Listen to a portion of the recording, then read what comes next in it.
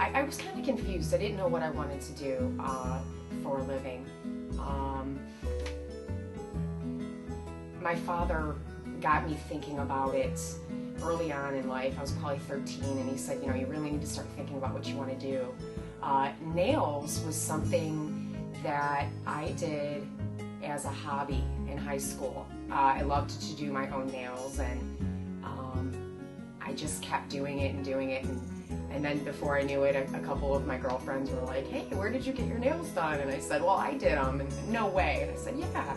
So I started packing up containers and putting it in my Volkswagen in high school, and just kind of playing around doing people's nails. And I realized I really liked that. I didn't know that I could make it a career at that point until, I think 2 years after high school. Well, it was about a year after high school, because I got my license in 1997, so just a few months, I guess, after I graduated, I realized, wait a minute, people do this for a living, and I didn't make that connection. I was thinking of other things, other careers.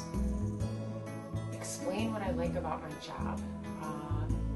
Well, number one, I get to do what I love for a living, which is nails. And in conjunction with doing nails, I'm a person that likes to make people feel good about themselves. Getting all different types of women. You get different situations.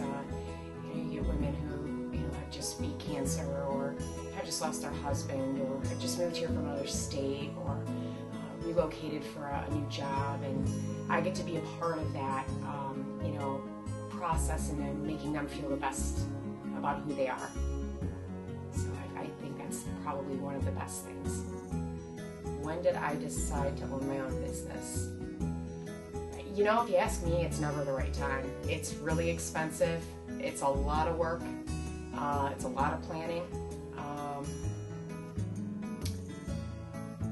I don't know. It just sort of happened. People ask me that all the time. I never really wanted to be a salon owner. I like to do nails, and I was real happy with just going in and having a job and working for a nice salon. It just happened that way.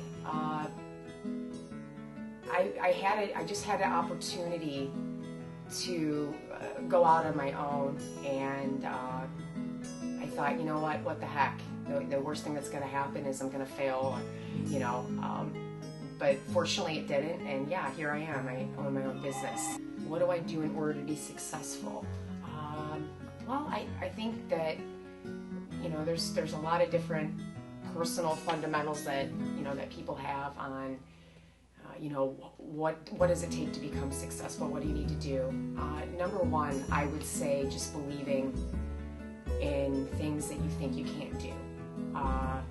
It's hard to see yourself, doing what you would love to do, or maybe accomplishing a dream, because you're clouded by, what it takes to get there. Maybe it's financial, or just, just personal self-esteem issues. I